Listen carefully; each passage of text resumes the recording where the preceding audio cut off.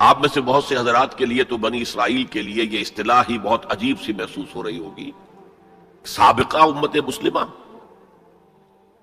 تو یہ اصل میں ہماری ناواقفیت کی وجہ سے ہے،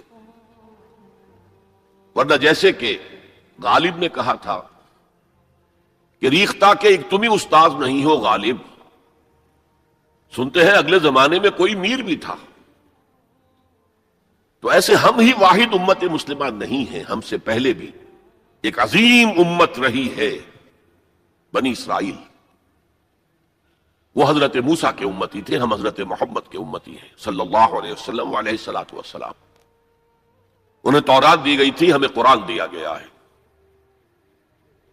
اور قرآن مجید میں بار بار آتا ہے کہ اہل ایمان جس طرح قرآن پر ایمان رکھتے ہیں ایسے ہی تورات اور انجیل پر بھی ایمان رکھتے ہیں،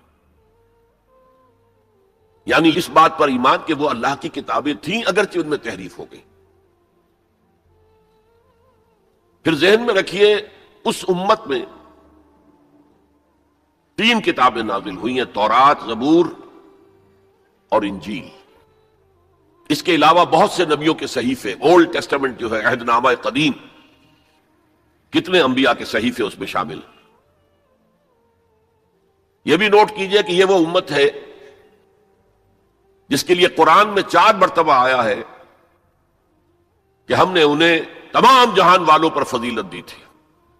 2 مرتبہ تو صرف سورہ بقرہ میں بین ہی انہی الفاظ میں آیت وارد ہوئی ہے، 6 رکوع کے شروع میں اور 15ویں رکوع کے شروع میں، یا بنی اسرائیل اذکروا نعمتی التی انعمت علیکم وانی فضلتکم علی العالمین، اے بنی اسرائیل یاد کرو میرے انعام و اکرام و احسان کو جو میں نے تم پر کیا، اور میں نے تمہیں تمام جہان والوں پر فضیلت دی۔ پھر جب سے یہ ایک امت کی شکل میں آئے، اس سے پہلے وہ ایک قوم تھے بنی اسرائیل، 12 قبیلے جو حضرت یعقوب علیہ السلام کے 12 بیٹوں سے چلے، قوم تھے وہ، امت نہیں تھے۔ امت تب بنے ہیں جب حضرت موسیٰ علیہ السلام کو تورات دی گئی۔ اس وقت سے لے کر 1400 برس ایسے گزرے ہیں اس امت میں کہ کوئی ایک لمحہ بھی نہیں تھا کہ کوئی نبی موجود نہ ہو۔ یہ جو چین ہے مسلسل انبیاء کی، آغاز بھی 2 رسولوں سے ہوا، موسیٰ اور ہارون علیہم السلام، اختتام بھی 2 پر ہوا، عیسیٰ اور یحییٰ علیہم السلام، اور دونوں کے درمیان سمجھئے کہ ڈور بندھی ہوئی ہے کہ اس میں کہیں کوئی رکھنا نہیں۔ بخاری شریف میں روایت ہے حضور کی صلی اللہ علیہ وسلم، کانت بنو اسرائیل تسوسہم الانبیاء کلما ہلک نبی خلفہ نبی، بنی اسرائیل کی سیاست، ان کے انتظامی معاملات انبیاء کے ہاتھ میں ہوتے تھے، جیسے ہی کوئی نبی فوت ہوتا تھا کوئی اور نبی اس کا خلیفہ بن جاتا تھا، جیسے حضرت داؤد، حضرت سلیمان، یہ 2 مثالیں تو ہر انسان کو معلوم۔ بہرحال اس امت اور موجودہ امت مسلمہ، امت محمد صلی اللہ علیہ وسلم میں مشابہتیں 2 اعتبارات سے بیان کی گئی۔ ایک اس اعتبار سے مسلمانوں تم میں بھی وہ ساری گمراہیاں پیدا ہوں گی جو سابقہ امت میں پیدا ہوئی۔ لَتَتَّبِعُنَّ سُنَنَ مَنْ كَانَ قَبْلَكُمْ، تم لازماً پیروی کرو گے ان کے طور طریقوں کی کہ جو تم سے پہلے تھے، حتیٰ کہ اگر وہ گوہ کے بل میں گھسے تھے تم بھی گھسو گے، اور اگر ان میں سے کوئی شقی ایسا اٹھا تھا کہ اس نے اپنی ماں سے زنا کیا تو تم میں بھی کوئی بدبخت ضرور ایسا اٹھے گا جو اپنی والدہ سے زنا کرے گا۔ تو یہ تو ہے گمراہیوں کا معاملہ، امت کے اندر پیدا ہونے والی اعتقادی اور عملی گمراہیاں۔ چنانچہ اس کے ضمن میں جو 10 رکوعوں پر مشتمل فرد جرم عائد کی گئی ہے بنی اسرائیل پر سورہ بقرہ میں، 5ویں رکوع سے شروع ہوتی ہے بات اور 15ویں رکوع کے آغاز تک چلتی ہے، اس میں در حقیقت ہم اپنی موجودہ کیفیت کا اس آئینے میں مشاہدہ کر سکتے ہیں۔ وہ ساری اعتقادی اور عملی گمراہیاں ہمارے اندر پیدا ہوئی۔ ہم تو بخشے بخشائے ہیں، سیغفر لنا، ہم تو اللہ کے محبوب اور چہیتے ہیں، ہمیں تو آگ جہنم کی چھوئے ہی کہ نہیں، چھوئے گی تو گنتی کے چند دن۔ پھر دین کے اندر تفریق، کچھ احکام ماننے کچھ نہ ماننے، جس کا میں حوالہ اس سے پہلے دے چکا ہوں۔ افتؤمنون ببعض الکتاب وتکفرون ببعض، پھر یہ کہ دین کے ظاہر کے اوپر ہی اپنی ساری توجہ جو ہے مرکوز کر دینا، باطنی اس کی حقیقت اور باطنی روح سے صرف نظر کر لینا،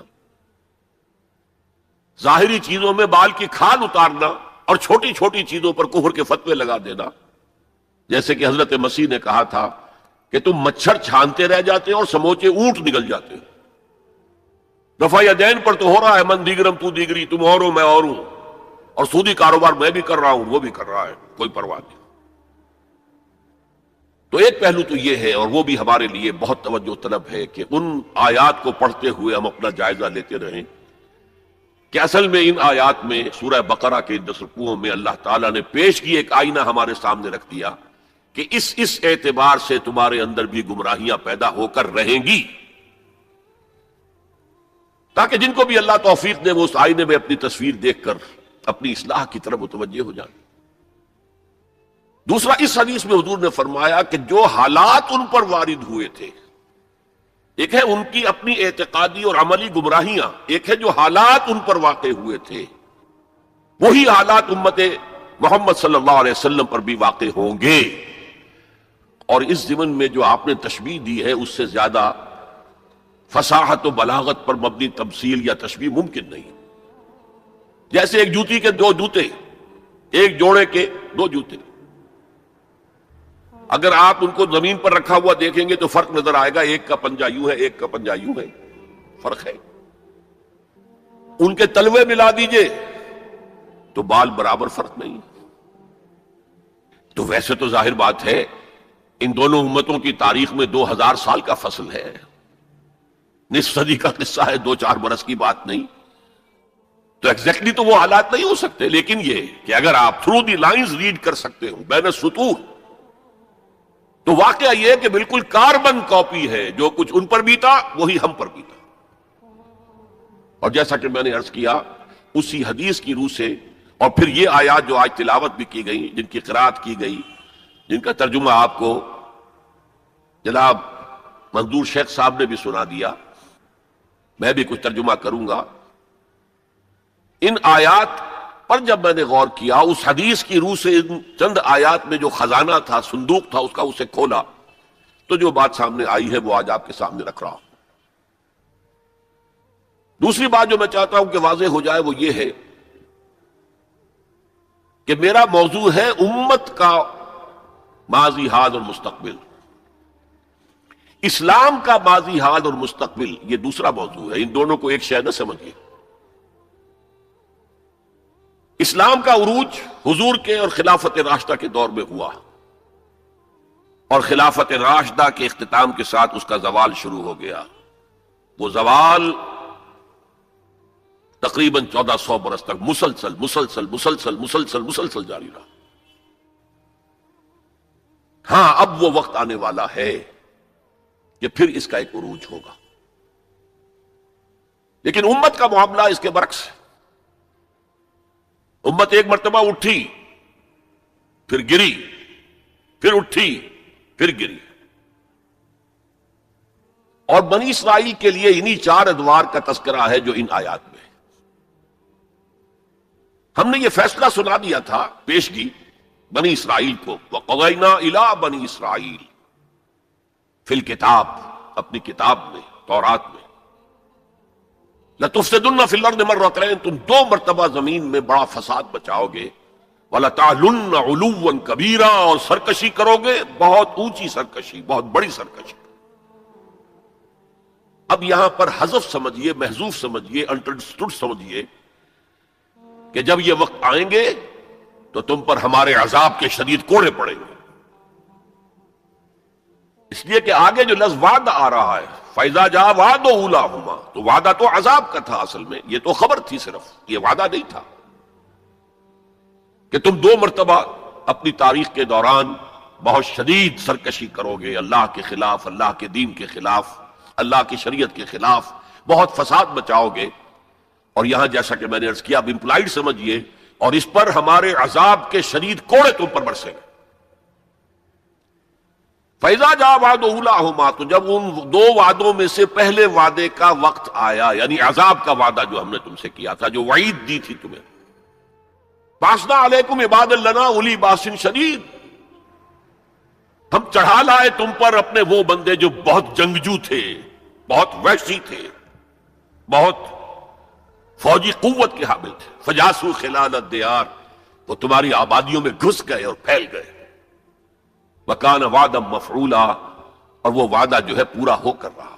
اس سے واضح ہو گیا وعدہ عذاب کا تھا. ظاہر بات ہے کہ اس پہلے زوال سے یا پہلے سرکشی سے، اس سے قبل یقیناً کوئی دور اچھا تھا جس کے بعد یہ زوال آیا ہے. وہ دور ہے جو ان کی خلافت راشدہ سے تعبیر کیا جا سکتا ہے. حضرت طالوت، حضرت داؤد، حضرت سلیمان علیہ السلام کا دور تقریباً 100 برس. یہ بعد میں تفصیل سے ذرا میں عرض کروں گا، اس لیے کہ ہمیں سابقہ امت مسلمہ کی تاریخ جو ہے اس کا بھی خاکہ ذہن میں رکھنا چاہیے. اس لیے کہ مستقبل میں اصل جو پیچ پڑنے والا ہے، جیسے پتنگوں کا پیچ پڑتا ہے، وہ انہی دو امتوں کے مابین ہے بنیادی طور پر. اور اس کے پس منظر کو سمجھنے کے لیے دونوں کی تاریخ کا ایک خاکہ ذہن میں ہونا چاہیے. پھر فرمایا ثم رددنا لکم الکرۃ علیہم، پھر ہم نے لوٹا دی تمہاری باری ان پر. وامددناکم باموال وبنین، اور ہم نے تمہاری مدد کی مالوں کے ساتھ، اموال کے ساتھ اور بیٹوں کے ساتھ. وجعلناکم اکثر نفیرا، اور تمہاری تعداد تو وہ پہلے دور عروج کے مقابلے میں بھی زیادہ ہو گئی. ان احسنتم، اگر تم نے کوئی بھلائی کمائی، احسنتم لانفسکم، تو تم نے اپنے لیے کمائی. وَإِنْ أَسَأْتُمْ، اگر تم نے برائی کمائی، فَلَهَا، وہ بھی تمہارے اپنے نفس کے لیے ہے، اپنی جانوں کے لیے ہے. فَإِذَا جَاءَ وَعْدُ الْآخِرَةِ، پھر جب آیا دوسرے وعدے کا وقت، لِيَسُوءُ وُجُوهَكُمْ، پھر دیکھیے وہ الفاظ یہاں محذوف مانیے. باسنا علیکم عباد لنا اولی باس شدید، پھر ہم نے تم پر اپنے ایسے بندے مسلط کر دیے اور ایسے بندوں کو تم پر چڑھا لائے جو بڑے جنگجو تھے، بڑی قوت رکھنے والے تھے. تو یہاں اب اس کے بعد پڑھیے لِيَسُوءُ وُجُوهَكُمْ، تاکہ وہ تمہارے حلیے بگاڑ دیں، تمہارے چہرے بدل ڈالے. یہ تو لفظی ترجمہ یہی ہونا چاہیے، لیکن باب محاورہ کیا ہوگا؟ تمہارا حلیہ بگاڑ دیں. وَلِيَدْخُلُوا الْمَسْجِدَ كَمَا دَخَلُوهُ أَوَّلَ مَرَّةٍ، اور وہ داخل ہوں مسجد میں، بیت المقدس کی مسجد میں جو حضرت سلیمان نے بنائی تھی، جیسے پہلی مرتبہ داخل ہوئے تھے. پہلی مرتبہ کے ذکر میں اس کا بیان نہیں آیا تھا. یہ قرآن مجید کا اسلوب ہے کہ مقابل کی چیزوں کو حذف کر دیا جاتا ہے تاکہ اختصار سے کام لیا جائے. وَلِيَدْخُلُوا الْمَسْجِدَ كَمَا دَخَلُوهُ أَوَّلَ مَرَّةٍ، پہلی مرتبہ جیسے وہ داخل ہوئے تھے. وَلِيُتَبِّرُوا مَا عَلَوْا تَتْبِيرًا، اور جس چیز پر بھی انہیں اختیار حاصل ہو جائے اسے برباد کر کے رکھ دیں، تباہ کر دیں. یہ ہے چند آیات جن میں بنی اسرائیل کے تاریخ کے، ان میں تو 3 ادوار کا ذکر ہے، لیکن ایک دور جو ہے ان کا امپلائڈ ہے کہ پہلے دور عذاب یا دور زوال سے پہلے ان کا ایک سنہری دور بھی تھا. اب ذرا میں چاہتا ہوں کہ بنی اسرائیل کی تاریخ کا ایک خاکہ ذہن میں جما لیں. 1400 قبل مسیح میں حضرت موسیٰ کو تورات ملی، تو 1400 قبل مسیح سے بنی اسرائیل ایک امت کی حیثیت سے ان کی تاریخ شروع ہوئی. حضرت موسیٰ کے زمانے میں جب تورات حاصل کرنے کے بعد پھر آپ آگے بڑھے فلسطین کی طرف، اور آپ نے بنی اسرائیل سے کہا کہ اب داخل ہو جاؤ اور جنگ کرو، جو لوگ یہاں ہیں انہیں یہاں سے نکالو، مشرکین ہیں، نہایت گمراہ قومیں یہاں آباد ہیں، یہاں سے نکالو، تاکہ یہ سرزمین جہاں تمہارے جد امجد ابراہیم رہتے تھے، یہ سرزمین جہاں تمہارے جد امجد اسحاق رہتے تھے، حضرت یعقوب رہتے تھے، اور جہاں سے وہ ہجرت کر کے مصر تشریف لے گئے تھے، تم دوبارہ وہ زمین حاصل کر لو. لیکن انہوں نے جنگ سے صاف انکار کر دیا. فَاذْهَبْ أَنْتَ وَرَبُّكَ فَقَاتِلَا إِنَّا هَاهُنَا قَاعِدُونَ، اے موسیٰ جاؤ، تم جاؤ، تمہارا رب جائے، تم جا کے جنگ کرو، وہ تو بڑے بڑے قوی الجثہ لوگ ہیں، بڑے خوخار لوگ ہیں، ہم ان سے جنگ کرنے کی پوزیشن میں نہیں ہیں، ہم تو یہاں بیٹھے ہیں. حضرت موسیٰ پر اس قدر شدید بیزاری طاری ہوئی، آپ نے اللہ کی جناب میں دعا کی، رب انی لا املک الا نفسی و اخی، پروردگار مجھے تو اختیار ہے تو اپنی جان پر اور اپنے بھائی ہارون کی جان پر. اور یہ پوری قوم انکار کیے بیٹھی ہے. 6 لاکھ میں سے صرف 2 افراد نکلے تھے. یوشع ابن نون جو بعد میں جانشین ہوئے حضرت موسیٰ کے اور نبی تھے، جوشوا کہتے ہیں بائبل میں انہیں، اور کالب بن یفنہ، یہ دو رسول، 2 ان کے یہ امتی، 4 آدمی. ظاہر بات ہے کہ وہ کیسے جنگ کرتے. تو حضرت موسیٰ کی دعا تھی کہ رب انی لا املک نفسی الا نفسی واخی فافرق بیننا و بین القوم الفاسقین. تو اے اللہ اب ہمارے اور ان فاسقوں کے درمیان علیحدگی کر دے، میں اب ان کے ساتھ نہیں رہنا چاہتا، ان ناہنجاروں کے ساتھ نہیں رہنا چاہتا. اللہ نے فرمایا نہیں موسیٰ، رہنا تو ہوگا تمہیں انہی کے ساتھ. البتہ انہیں ہم یہ سزا دے رہے ہیں کہ 40 برس تک یہ ارض مقدس اب ان پر حرام ہو گئی. اسی صحرائے سینا میں بھٹکتے پھریں گے، یتیہون فی الارض. اسی سے اس سینا کے صحرا کو صحرائے تیہ کہا جاتا ہے، یتیہون فی الارض. اسی 40 سال کے دوران میں حضرت موسیٰ کا انتقال ہو گیا، حضرت ہارون کا انتقال ہو گیا. بلکہ یوں سمجھیے کہ تقریباً پوری نسل جو مصر سے نکل کر آئی تھی وہ فوت ہو گئی. اب ایک نئی نسل پیدا ہوئی صحرا میں، جو غلامی کا داغ اٹھائے ہوئے نہیں تھی. صحرا کی وسعتوں میں پیدا ہوئے. جیسے کہ اقبال کہتا ہے، فطرت کے مقاصد کی کرتا ہے نگہبانی، یا بندہ صحرائی یا مرد کوہستانی.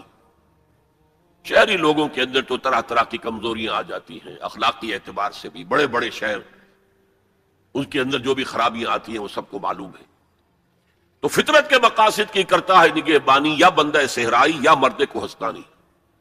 تو صحرا میں جو نسل پیدا ہوئی اب 40 سالوں میں، اور وہ جوان ہو گئی، اس نے پھر جوشوا یعنی حضرت یوشع ابن نون کی سرکردگی میں جہاد کیا، قتال کیا.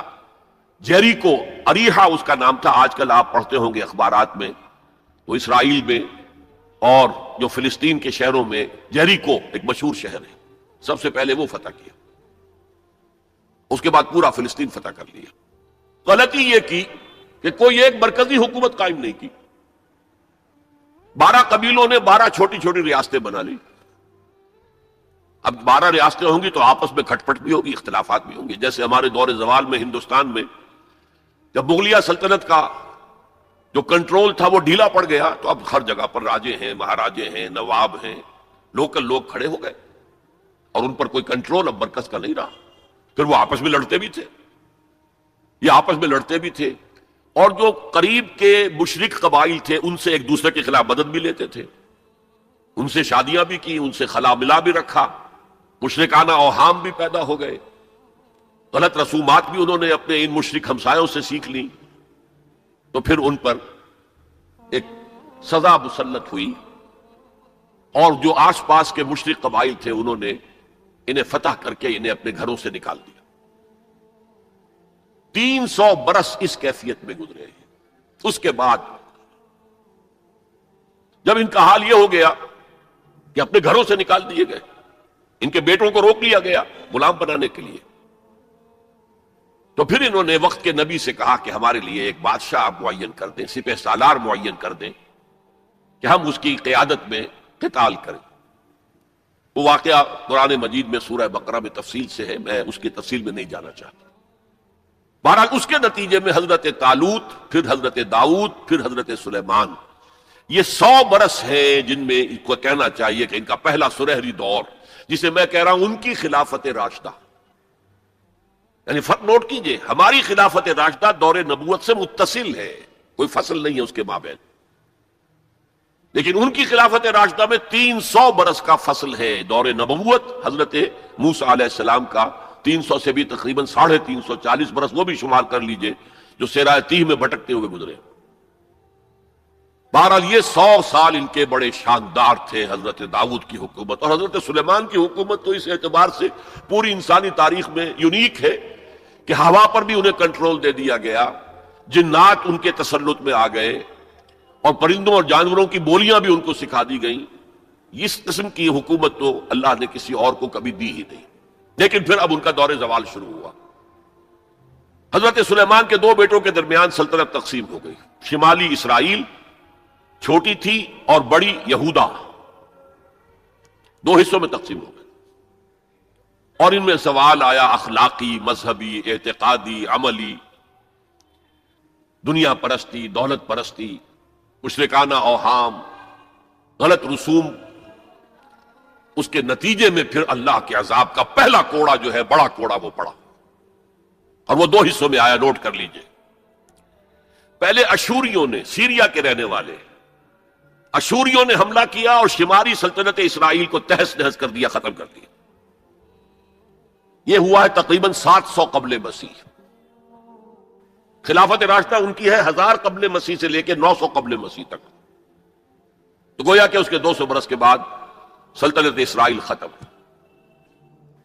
سلطنت یہودا رہی، لیکن اس میں بھی وہ زوال جاری رہا، تو تقریباً 125 سال کے بعد پھر نیبوکڈ نظر کا جو حملہ آیا ہے، king of Babylonia, the Chaldean emperor, یہ علاقہ کلدانیہ کہلاتا ہے، اور یہی تو حضرت ابراہیم کا مولد ہے، جہاں ان کی ولادت ہوئی ہے، شہر ار، وہ اسی عراق میں ہے۔ عراق کا پرانا نام جو ہے وہ بیبیلونیا ہے، بابل۔ نیبوکڈ نظر نے جو حملہ کیا ہے، 6 لاکھ یہودی اپنی جگہ پر قتل کیے، اور 6 لاکھ کو قیدی بنا کر لے گیا، بھیڑوں بکریوں کی طرح، جیسے ریوڑ ہانک کے لے جائے جاتے ہیں، لے جائے گئے۔ 6 لاکھ بیبیلونیا لے گیا، وہاں انہیں قید کے اندر رکھا۔ یہ ان کا پہلا بہت ہی بڑا جو ہے اللہ کے عذاب کا دور تھا۔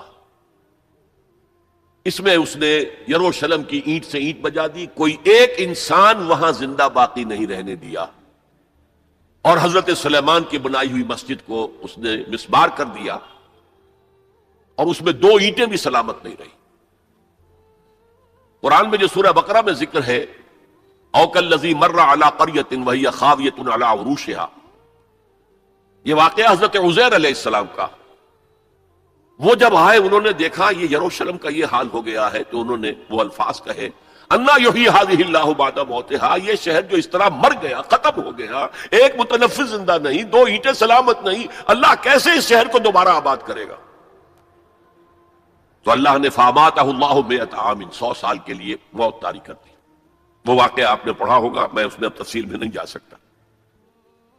بہرحال اس کے 100 برس کے بعد تقریباً اب تاریخ نے ایک اور کروٹ لی۔ یہ فلسطین کے مشرق میں عراق، عراق کے مشرق میں ایران۔ ایران میں ایک زبردست شہنشاہ جو ہے وہ سامنے آیا، کیخورس یا سائرس، جسے ذوالقرنین بھی کہتے، 2 سینگوں والا، اس لیے کہ اس نے 2 ملکوں کو جوڑ کر ایک سلطنت بنائی تھی، پارس اور مادہ، ان دونوں کو جوڑ کر ایک سلطنت بنائی، عظیم ایرانی سلطنت، جس کا 2500 سالہ جشن منایا تھا۔ وہ جو شہنشاہ ایران تھا، جو خواب دیکھ رہا تھا اسی اپنے دور کو واپس لانے کا۔ سائرس جو ہے، اس نے حملہ کیا بیبیلونیا پر اور ان کی حکومت ختم کی۔ نیبوکڈ نظر کے جو بھی وہاں اس وقت وارث تھے، اور یہودیوں کو اجازت دے دی کہ اب تم جاؤ، جا سکتے ہو، اور جا کر اپنا معبد بھی دوبارہ تعمیر کر سکتے ہو۔ اس نے مدد بھی کی، اس کے جانشینوں نے بھی مدد کی، ساز و سامان بھی جاؤ بناؤ، اور اپنی سلطنت میں دوبارہ آباد ہو جاؤ۔ اس وقت حضرت عزیر علیہ السلام کی دعوت توبہ کی بنا، توبہ کرو، توبہ کرو، توبہ کرو، ریپنٹ ریپنٹ ریپنٹ، اصلاح کرو اپنے اعمال کی، اپنے عقائد کی۔ اور یہ دعوت مفید ہوئی، اور ایک رینائسنس ہو گیا، احیاء ہو گیا بنی اسرائیل کے اندر، مذہبی، روحانی، اخلاقی اعتبار سے ایک احیاء ہو گیا۔ چنانچہ اللہ تعالیٰ نے اب ان کی مدد کی، ان کو مال بھی دیے، ان کو اولاد بھی دی، ان کی تعداد بھی بہت بڑھ گئی، اور اب پھر ایک 100 سالہ ان کا دور آیا ہے جو بہت عظمت کا ہے۔ ثم رددنا لكم الكرة عليهم وامددناكم باموال وبنين وجعلناكم اكثر نفيرا۔ اس کو کہتے ہیں تاریخ میں مکابی امپائر۔ زمینی رقبے کے اعتبار سے یہ حضرت سلیمان کی سلطنت سے بھی بڑی تھی، اگرچہ میں سے کر چکا ہوں حضرت سلیمان کی حکومت کا کچھ اور ہی معاملہ تھا، وہ تو کسی اور کا ہوا ہی نہیں، لیکن زمینی رقبہ مکابی سلطنت کا حضرت سلیمان کی سلطنت سے بھی بڑا تھا۔ لیکن اس کے بعد پھر وہی ہوا، پھر وہی زوال، پھر اسی طریقے سے مشرکانہ اوہام عقائد کے اندر گھس گئے، بدعات، رسومات نئی سے نئی، اپنے آس پاس کے اڑوس پڑوس کے لوگوں سے چیزیں سیکھ کر اپنے اندر داخل کرنا، دنیا پرستی، شہوت پرستی، پھر ان کے اوپر عذاب کے کوڑے برسے۔ یہ ہے وَإِذَا جَاءَ وَعْدُ الْآخِرَةِ، باسنا علیکم عبادا لنا اولی باس شدید لیسوء وجوہکم ولیدخلوا المسجد کما دخلوہ اول مرہ. یہ مکابی سلطنت کے دور میں وہ ہیکل سلیمانی یا مسجد اقصی حضرت سلیمان کی دوبارہ تعمیر کر دی گئی تھی. اسے وہ کہتے ہیں سیکنڈ ٹیمپل. لیکن ان پر اب جو آئے کوڑے وہ یورپ سے آئے. پہلے گریکس آئے، Alexander the great and Seleucus, ان کی حکومت ان پر قائم رہی، انہوں نے روندا پاؤں تلے ان کو. پھر رومنز آ گئے، رومنز نے فتح کیا علاقہ. انہوں نے اس طرح کا نظام قائم کیا، براہ راست حکومت اپنی نہیں رکھی جیسے ہمارے ہاں ہوتا تھا انگریز کے دور میں. راجواڑے اور نوابوں کا علاقہ، نواب بیٹھے ہوئے لیکن اوپر ریزیڈنٹ ایک بیٹھا ہوا ہے، اصل پالیسی اس کے ہاتھ میں ہوتی تھی. اصل میں تو انگریز کی حکومت تھی لیکن دکھاوے کے لیے راجہ مہاراجہ اور نواب تھے. اس طرح وہ یہودی حکومت انہوں نے قائم رکھی وہاں، لیکن اصل طاقت اپنے ہاتھ میں رکھی. تو کچھ یہودی بار بار بغاوتیں کرتے رہے. وہ چاہتے تھے کہ رومن سے ہم خلاصی حاصل کریں اور ان کو دبایا بھی جاتا رہا. اسی دور میں حضرت مسیح کی ولادت ہوئی، اسی دور میں پھر انہوں نے اپنی دعوت پیش کی. اسی دور میں پھر ان کے بڑے بڑے جو صوفیاء تھے، فقہاء تھے، مفتی حضرات تھے، انہوں نے حضرت مسیح کو کافر اور مرتد واجب القتل قرار دیا اور اپنے بس پڑتے انہیں سولی پر چڑھوا کے دم لیا. اگرچہ اللہ نے جو کچھ کیا وہ بالکل مختلف ہے، انہیں سولی پر چڑھنے ہی نہیں دیا. ولیکن شبہ لہم، ایک اور شخص کی شباہت بنا دی گئی حضرت عیسیٰ کی سی، اور وہ ہے جو سولی چڑھا اور گرفتار ہوا.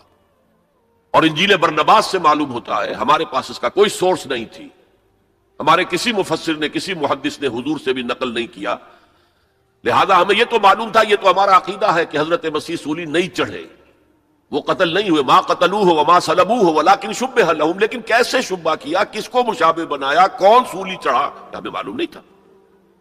یہ تو پوپ کی لائبریری سے نکلی ہے انجیل برنباس، ایونجیلیم برنابے، اس نے واضح کیا ہے کہ جس حواری نے دھوکہ دیا تھا یا غداری کی تھی، اسی کی شکل اللہ نے حضرت عیسیٰ کی سی بنا دی. اور حضرت عیسیٰ کو جب وہ سپاہی پکڑنے کے لیے آئے تو جس کوٹھڑی میں وہ بیٹھے ہوئے تھے، باغ کے اندر وہ پوش تھے، اس کی چھت پھٹی، 4 فرشتے نازل ہوئے اور حضرت عیسیٰ کو لے گئے، اور اس شخص کی شکل حضرت عیسیٰ کی بنا دی گئی. وہ پکڑا گیا اور وہ سولی چڑھا، واللہ اعلم. لیکن یہ قرین قیاس ہے بہت. بہرحال اس کے بعد بھی ان کا زوال باقی رہا. انہوں نے حضرت عیسیٰ کو تو رد کر دیا، انہیں ولد الزنا قرار دیا، حضرت مریم پر تہمت لگائی، بہتان عظیمہ قرآن کہتا ہے، مریم پر بہتان عظیم. اس کے بعد سن 70 عیسوی میں، یعنی حضرت مسیح کے رفع سماوی کے تقریباً 40 برس بعد، پھر ان زیلوٹس نے، یہ جو بار بار بغاوت کرتے تھے یہودیوں میں سے، انہیں زیلوٹس کہا جاتا ہے، بڑے جوشیلے لوگ، انہوں نے ایک بڑی بغاوت کی. تو ایک جو جرنیل تھا رومن، ٹائٹس، تیتوس کہتے ہیں اسے عربی میں، تیتوس، توئے یہ توئے واو سین، ٹائٹس، اس نے پھر جو کرش کیا ہے اس ریبیلین کو، 1,33,000 یہودی ایک دن میں قتل کیے. Second temple again raze to the ground, کوئی اس کی ایک اینٹ بھی سلامت نہیں رہی، سوائے وہ ایک دیوار اس کی جو ہے باقی رہ گئی ہے، جسے یہ ویلنگ وال کہتے ہیں، اور وہاں جاتے ہیں اور ماتم کرتے ہیں اور روتے ہیں اور تورات پڑھتے ہیں. صرف وہ رہ گیا، باقی کچھ نہیں رہا. اور انہیں حکم دے دیا نکل جاؤ یہاں سے، فلسطین سے دفع ہو جاؤ، جہاں سینگ سمائے چلے جاؤ. یورپ میں چلے گئے، ایشیا کے ممالک میں چلے گئے، افریقہ کے ممالک میں چلے گئے، ایران میں آ گئے، ترکی میں آ گئے وغیرہ. یہاں سے ان کا ڈایاسپورا شروع ہوا کہ یہ اپنے وطن سے باہر نکال دیے گئے. ڈایاسپورا، دور انتشار. یہ دور انتشار ان کا جاری رہا جاری رہا جاری رہا جاری رہا جاری رہا تقریباً 1900 برس تک یا 1850 برس تک. اس کے بعد ان کے اندر زائنسٹ موومنٹ کھڑی ہوئی جو سیکولر تھی، ان کا مذہب سے کوئی تعلق نہیں تھا، بیشتر بینکرز تھے. انہوں نے زائنزم کی تحریک کو منظم کیا. 1897 میں انہوں نے protocols of the world Zionism وہ پاس کیے، اور اس کے بعد انہوں نے لابینگ جو کی ہے برطانیہ کی حکومت سے، تو اس سے بالفور ڈکلریشن لے لیا 1917 میں، جس سے انہیں واپس آ کر فلسطین میں آباد ہونے کا حق مل گیا. اس کے بعد 1948 میں ان کی ریاست امریکہ نے قائم کرا دی UN کے تھرو. اسرائیل قائم ہو گئی۔ 1967 میں اس نے اپنی حدود بڑھا لی، اور جو 1948 میں اسرائیل قائم ہوا تھا اس میں یروشلم کو 2 حصوں میں تقسیم کیا گیا تھا۔ مشرقی حصہ مسلمانوں کے پاس رہے گا، فلسطینیوں کے پاس، مغربی حصہ جو ہے وہ یہودیوں کے پاس رہے گا۔ اور مشرقی حصے ہی میں وہ ٹیمپل ماؤنٹ ہے جہاں کبھی ہوتا تھا ان کا معبد، وہ اسے چونکہ ٹیمپل کہتے ہیں اس لیے ٹیمپل ماؤنٹ، وہ پہاڑی جس کے اوپر کے وہ ٹیمپل تھا، اور وہاں مسلمانوں کے دور میں وہاں پر مسجد اقصی بن گئی، اور وہاں پر وہ قبۃ الصخرہ، وہ چٹان جہاں سے حضور کا آسمانی سفر شروع ہوا تھا معراج کا، اس چٹان پر عبد الملک بن مروان جو بنو امیہ کا ایک بڑا خلیفہ تھا، بڑا بادشاہ تھا، اس نے یہ ڈوم بنائی جو آج آپ کو نظر آتی ہے ٹی وی کے اندر، ڈوم آف دی راک۔ اب جو ان کا پروگرام ہے وہ میں پھر بعد میں عرض کروں گا مستقبل کے حوالے سے، لیکن یہ نوٹ کر لیجئے کہ اسی ڈائسپورا کے دوران، ڈائسپورا تو شروع ہو گیا سن 70 عیسوی میں، اس کے پورے 500 برس بعد ولادت ہوئی ہے حضور کی صلی اللہ علیہ وسلم، اور اسی عرصے کے دوران سن 300 عیسوی میں ایمپرر کانسٹنٹائن نے عیسائیت قبول کر لی، اور پورا جو ہے رومن امپائر عیسائی ہو گئی۔ تو حضور کے زمانے میں یروشلم پر قبضہ تھا عیسائیوں کا، ہیریکلیس ہرقل اس کی حکومت تھی، اور حضرت عمر کے زمانے میں جب فتح ہوا ہے یروشلم تو عیسائیوں نے ہینڈ اوور کیا ہے، وہ بھی ایک لمبی کہانی ہے، کیوں کیا ہے، کیسے کیا ہے، اس وقت میں اس میں نہیں جانا چاہتا۔ بہرحال یہ خاکہ ذہن میں جمائیے کہ ان کا پہلا عروج حضرت موسیٰ کے 300 برس بعد، 100 برس کا ان کی خلافت راشدہ کا دور، پھر ان کا زوال اسیرینز کے ہاتھوں پٹائی اور نیبوکڈنیزر کے ہاتھوں پٹائی، اور the period of captivity in Babylonia. پھر ان کو سائرس نے نجات دی، آ کر سیکنڈ ٹیمپل بنایا، اور پھر اللہ تعالیٰ نے ان کی توبہ کو قبول کیا، اور ایک رینائسنس ان میں ہو گیا، احیاء مذہب ہو گیا، اخلاق بھی اچھے ہو گئے، توبہ کر لی، تو اللہ نے پھر ان پر فضل فرمایا اور مکہ بھی سلطنت قائم ہو گئی۔ پھر زوال آیا، اس کے نتیجے میں پھر پہلے یونانیوں کے ہاتھوں پسوائے گئے، پٹوائے گئے، پھر رومیوں کے ہاتھوں پٹوائے گئے، پسوائے گئے، اور سن 70 عیسوی سے انہیں نکال دیا گیا، ڈائسپورا کا دور ان کا شروع ہو گیا، جو 1917 تک تو جاری رہا، لیکن یہ کہ اس کے بعد رفتہ رفتہ وہ آنے شروع ہو گئے، آباد ہونے شروع ہو گئے، وہاں پراپرٹیز خریدی بھی، دھاند اور یعنی دھاندلی اور دھونس سے بھی لیں، جو ہر طرح سے لیں، اپنے قدم جمائے۔ پھر جیسا کہ میں نے عرض کیا 1948 میں اسرائیل قائم ہو گیا، 1967 میں اس نے اپنی حدود بڑھائی۔ اب آئیے اس خاکے میں رنگ بھریے امت مسلمہ کی تاریخ کا۔ پہلا فرق یہ ہے کہ ہماری دور خلافت راشدہ متصل ہے دور نبوت اور رسالت سے۔ میں وہ حدیث آپ کو اس کا پہلا حصہ سنا چکا ہوں، آج بعد میں مجھے اس کا بقیہ حصہ بھی آپ کو سنانا ہے۔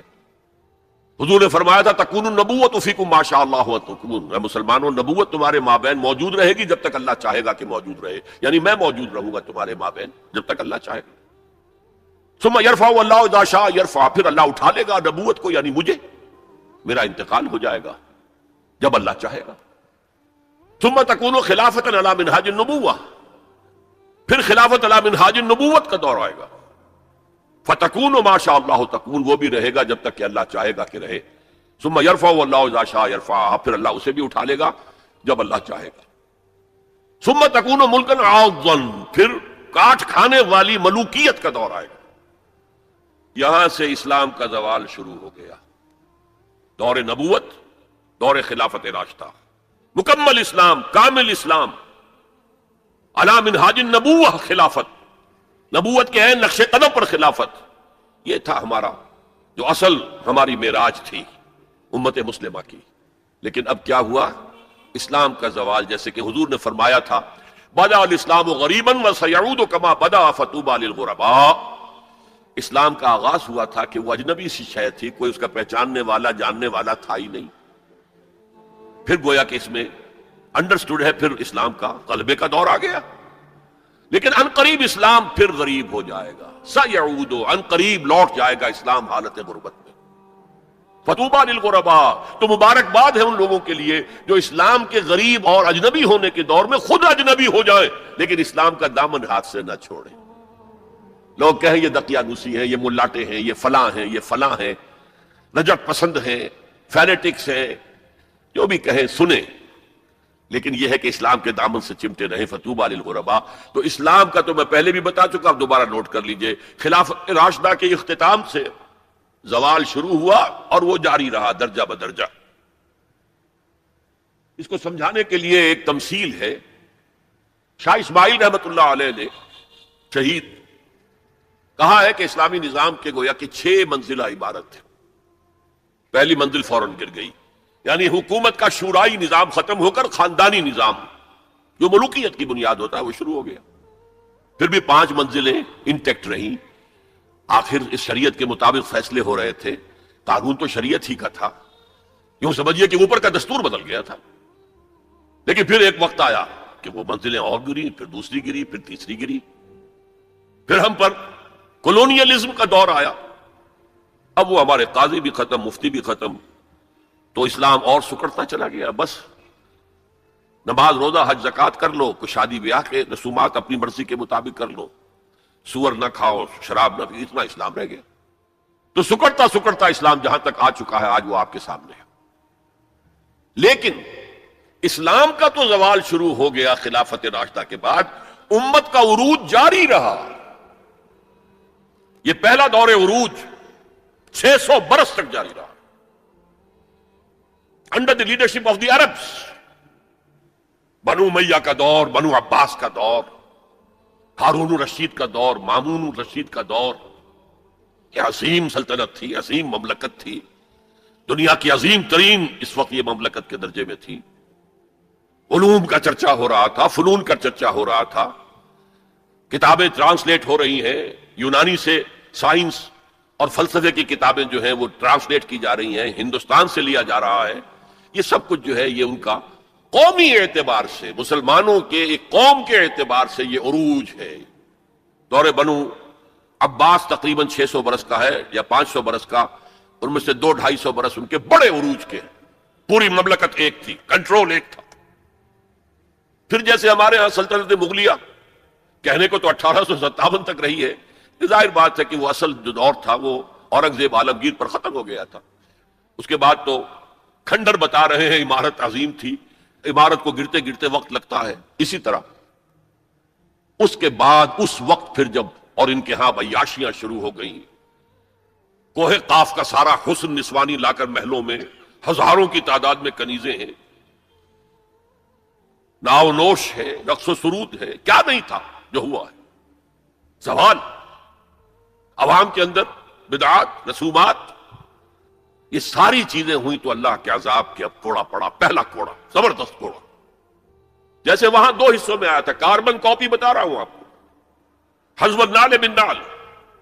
پہلے شمال سے آئے کروسیڈرز، صلیبی ہورڈز، انہوں نے میڈیٹرینین کا سارا ساحلی علاقہ تہس نہس کر دیا، اور 1099 میں یروشلم بھی فتح کر لیا، اور اتنا خون بہایا ہے، اتنا خون بہایا ہے، وہ خود یہ لکھتے ہیں ان کے ہسٹورینز کہ جب صلیبی داخل ہوئے ہیں ان کے فوجی گھوڑوں کے اوپر سوار ہو کر، تو گھوڑوں کے گھٹنوں تک خون کی ندیاں بہ رہی تھیں۔ اس کے بعد 88 برس تک یہ یروشلم عیسائیوں کے قبضے میں رہا، 88 لانگ ایئرز۔ کھویا اربوں نے، واپس لینے کی سکت اربوں میں نہیں تھی، عیاشیوں کی وجہ سے وہ کمزور ہو چکے تھے، کھوکھلے ہو چکے تھے۔ واپس لینے والا کرد تھا، کرد خون، صلاح الدین ایوبی رحمت اللہ علیہ۔ یہ ہوا 1187 عیسوی میں، 1099 میں قبضہ ہوا، 1187 عیسوی میں واپس لیا، 88 برس تک وہ کروسیڈرز کے قبضے میں رہا۔ اور اس کے بعد جیسے نبوکڈ نظر آیا تھا مشرق سے، عراق فلسطین کے مشرق میں ہے، تو ہم پر جو طوفان آیا ہے، جو مسلمانوں پر اس وقت عذاب الہی آیا ہے، وہ تاتاریوں کے ہاتھوں، کروڑوں مسلمان قتل ہوئے، لاکھوں کی بات نہیں ہے۔ بنی اسرائیل کی امت چھوٹی سی امت تھی، یہ امت بہت وسیع تھی، اگر ان کے لاکھوں قتل ہوئے تھے تو ان کے تو کروڑوں ہوئے۔ خارزم شاہ کی عظیم مملکت، سینٹرل ایشیا کی عظیم ترین سلطنت جو قائم ہوئی ہے تاریخ میں، ختم، تہس نہس۔ ایسا بھی کیا ہے تاتاری وحشیوں نے کہ ایک آبادی کے تمام انسانوں کو قتل کرنے کے بعد ان کے صرف سر علیحدہ کیے، سریاں ان کو جمع کر کے ایک پہاڑی کی شکل بنائی، اس پہاڑی پر تخت جما کر ایک وحشی تاتاری سردار نے بیٹھ کر شراب پی، اور مسلمانوں پر دہشت اس درجے تھی کہ اگر 15-20 مسلمان بھی کہیں کوئی تاتاری جو ہے انہیں مل جاتا تھا اکیلا، اور وہ مسلح بھی نہیں، اور وہ کہتا تھا کھڑے رہو یہیں پر، میرے پاس اس وقت تلوار نہیں ہے، میں تلوار لے کر آ کے تم سب کو قتل کروں گا، وہ کھڑے رہتے تھے جیسے کہ بھیڑیں بکریاں کھڑی ہوں، اور وہ آ کر ایک ایک کو قتل کرتا تھا۔ ضربت علیہم الذلۃ والمسکنۃ وباؤوا بغضب من اللہ۔ یہ دور انتہائی تاریک دور تھا ہمارا، انتہائی تاریک دور تھا۔ عالم اسلام کا نقشہ وہی تھا جو حضرت عزیر نے جب دیکھا تھا یروشلم کو تو کہا تھا انا یحیی ھذہ اللہ بعد موتھا۔ اسی طرح سے عالم اسلام میں کوئی امید دور دور تک نظر نہیں آ رہی تھی کہ اس کا کوئی احیاء ہو سکے گا، لیکن پھر احیاء ہوا، دوسرا دور آیا، لیکن ایک فرق کے ساتھ۔ سابقہ امت جو تھی بنی اسرائیل، وہ ایک نسل پر مشتمل تھی، ایک قوم، اس کا احیاء بھی اسی کے اندر ہوا ہے۔ امت محمد ملٹی نیشنل امت تھی، عرب اس کا نیوکلیس تھے، کوئی شک نہیں، اب بھی نیوکلیس ہیں، لیکن جیسے کہ ایٹم کے مرکز میں تو نیوکلیس ہوتا ہے جس میں پروٹونز ہوتے ہیں، پازیٹیو چارج ہوتا ہے، پھر چاروں طرف اس کے الیکٹرانز گھوم رہے ہوتے ہیں، تو اسی طرح ان امیین کے گرد ایرانی آ گئے، شامی آ گئے، رومی آ گئے، تبتی آ گئے، بربر آ گئے، ہندی آ گئے، ترک آ گئے، یہ سب الیکٹرانز کی طرح۔ لہذا اب جو احیاء ہوا ہے امت کا وہ غیر عرب، عرب معزول کر دیے گئے۔ 1258 میں خوارزم شاہ کی سلطنت کو تہس نہس کر کے، افغانستان کے اکثر حصے کو برباد کر کے، تہوبالا کر کے، پھر ایران کی سلطنت کو تہس نہس کر کے، اور عراق کے مشرقی پورے نصف حصے کو ختم کر کے 1258 عیسوی میں انہوں نے بغداد فتح کیا ہے، اور آخری خلیفہ بنو عباس کا مستعصم باللہ، اس کو محل سے نکالا ہے، ایک جانور کی کھال میں لپیٹ کر گلی میں ڈال دیا اور گھوڑے دوڑا دیے، کچل دیا، جس پر شیخ سعدی نے کہا تھا آسماں را حق بود گر خون بارت بر زمین بر زوال ملک مستعصم امیر المومنین۔ امیر المومنین مستعصم باللہ کے زوال پر اگر آسمان خون کی بارش کرے تو اسے حق ہے۔ آسمارا حق بود گر خون بارت بر زمین، بارش زمین پر آئے خون کی تو وہ حق ہے اسے، بر زوال ملک مستعصم امیر المومنین، خلیفہ مستعصم باللہ امیر المومنین کے اس انجام پر۔ اب نوٹ کیجئے جیسے وہاں پر پھر رینائسنس ہوئی تھی، لیکن میں بتا چکا وہ ہوئی اسی قوم کے اندر، یہاں یہ مجبوری نہیں تھی، ملٹی نیشنل ہے۔ جو احیاء اب ہوا کس کے ہاتھوں ہوا؟ انہی تاتاریوں کے ہاتھوں ہوا ہے۔ آیا فتنہ تاتار کے افسانے سے پاسباں مل گئے کعبے کو صنم خانے سے، جنہوں نے کروڑوں مسلمانوں کو قتل کیا، اسلام نے انہیں فتح کر لیا، اسلام نے آیا۔ اب جو عالم اسلام کے اندر قوتیں ابھری ہیں، کوئی ایک مرکزی حکومت تو اس کے بعد نہیں بن سکی، اور عربوں کو اس وقت سے جو ڈیپوز کیا گیا، معزول کیا گیا، امت مسلمہ کی قیادت ان سے چھین لی گئی۔ اور یہ وہ بات تھی کہ جو بالکل شروع میں سورہ محمد صلی اللہ علیہ وسلم کہہ دی گئی تھی، ان تتولوا یستبدل قوما غیرکم، اگر تم پیٹھ دکھا دو گے اس مشن کو جو ہم نے تمہارے حوالے کیا ہے تو اللہ تعالیٰ تمہیں ہٹا کر کسی اور کو لے آئے گا۔ That happened in the mid 13th century of Christian era. Fall of Baghdad 1298۔ اب اس کے بعد وہ تاتاری ایمان لے آئے۔ اب تاتاریوں میں سے یہ سب ترک ہیں، ترکش ہورڈز، ترکان تیموری جنہیں ہم مغل کہتے ہیں، ترکان تیموری، انڈیا میں ان کی مملکت عظیم قائم ہوئی۔ ترکان صفوی، ایران کے اندر ان کی مملکت قائم ہوئی۔ ترکان عثمانی، اناتولیا کے علاقے سے وہ سردار جو تھا، ترک سردار عثمان، اس نے آگے بڑھ کر حکومت ایک بنائی ہے، اور وہ جس طرح پھر پھیلی ہے، پورا مشرقی یورپ اس نے فتح کیا ہے۔ ترکوں نے قسطنطنیہ فتح کر کے پھر مشرقی یورپ میں ویانا تک کا جا کر محاصرہ کیا ہے، پورا مغربی ایشیا اس کے تحت آ گیا، پورا شمالی افریقہ اس کے تحت آ گیا۔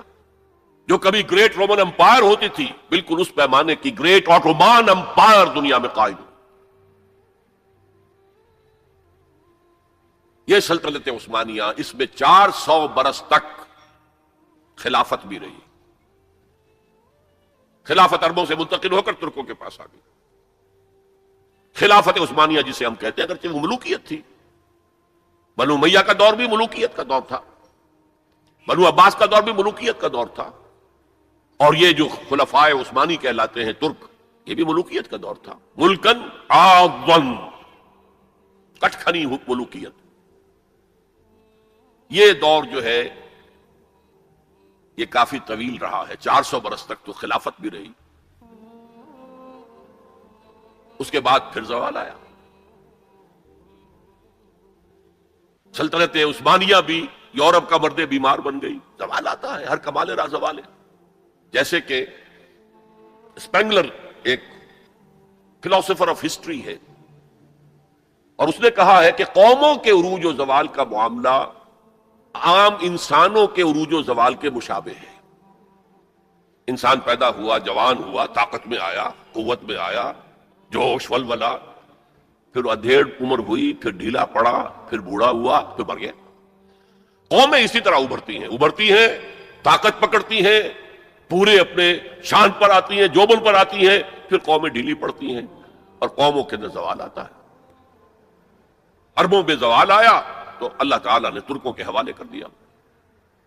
اب ایک نقطہ نوٹ کیجئے، یہ جو ہمارے دو دور عروج آئے، ان میں سے ایک میں عربوں کے جو زیر قیادت دور تھا، اس میں یورپ میں داخل ہوئے مسلمان عرب اور بربر، جبل الطارق کے ذریعے سے، طارق ابن زیاد کی سرکردگی میں، جو موسیٰ ابن نصیر کے بہت بڑے جرنیل تھے، اور آئیبیرین پیننسلا پورا فتح کر دیا، پورا موجودہ پورچگل اور اسپین پورا کا پورا، پائرنیز کو کراس کیا، سلسلہ کوہ جو ہے جو فرانس کو علیحدہ کرتا ہے اسپین سے، آئیبیرین پیننسلا سے، اور ہارٹ آف فرانس تک پہنچ گئے۔ لیکن وہاں ایک بڑی زبردست شکست دی ایک بہت بڑے فرانسیسی سردار نے۔ یہ 732 کا واقعہ ہے، حضور کے انتقال کے 100 برس بعد۔ 632 میں حضور کا انتقال ہوا، 732 میں بڑی زبردست شکست ہوئی۔ حالانکہ جب کہ یہ سیلاب جا رہا تھا تو عجیب بات ہے جو آپ نے شاید کبھی نہ سنی ہو، انگلینڈ میں شہنشاہ تھا ایمپرر ہوسا HOSSA، وہ ایمان لے آیا۔ اس نے دیکھا آ رہا ہے یہ سیلاب، میرا بھی ستیہ ناش ہو جائے گا۔ پورا آئیبیرین پیننسلا ان کے سامنے جو ہے وہ پامال کر چکے ہیں۔ وہ اسلام لے آیا، اس نے وفد بھیج دیا اسپین میں کہ میں تو اسلام لے آیا۔ بعد میں جب مسلمان ریٹریٹ انہیں کرنا پڑا فرانس سے نکل کر، اور رہ گئے پائرنیز کے ویسٹ ساؤتھ ویسٹ ہی میں، تو پھر وہ دوبارہ عیسائی ہو گئے۔ بہرحال دوسرا ہمارا دور جو ہے، اس کے بعد جو زوال کا دور شروع ہوا ہے، دیکھیے جیسے یہودیوں پر یورپ کی طاقتیں آئی تھی، لیکن وہاں صرف یہ فرق ہے کہ eastern Europe, the Greeks and the Romans, ہم پر جو آئے وہ ویسٹرن سینٹرل یورپ کے لوگ آئے۔ ایک بات نوٹ کر لیجئے، ہسپانیہ کی یونیورسٹیوں نے یورپ کو بیدار کیا، ورنہ اس سے پہلے یورپ ڈارک ایجز، وہ خود کہتے ہیں ہماری تاریخ کا سیاہ دور، پوپ کی حکومت اتنی شدید تھی، اتنی متشدد تھی، سائنس کی تعلیم حرام، فلسفے کی تعلیم حرام، کسی گھر سے اگر سائنس اور فلسفے کی کتاب نکل آئے گھر جلا دیا جائے گا۔ مسلمانوں کے ذریعے سے جیسے ہمارے نوجوان جاتے ہیں امریکہ پڑھ کر آتے ہیں، آتے نہیں وہیں بیٹھ جاتے ہیں، وہ تو اکثر و بیشتر واپس نہیں آتے، لیکن یہ لوگ آتے تھے۔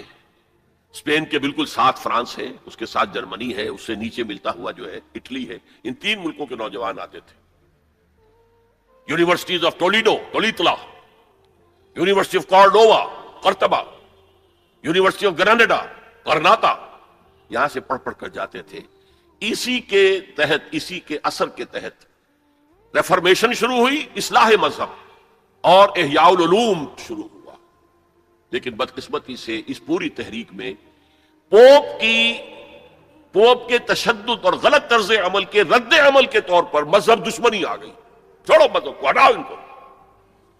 اور یہودیوں نے اس جلتی آگ پر تیل کا کام کیا، سیکولرزم کا انجیکشن لگایا تاکہ مذہب اور ریاست علیحدہ ہو جائیں۔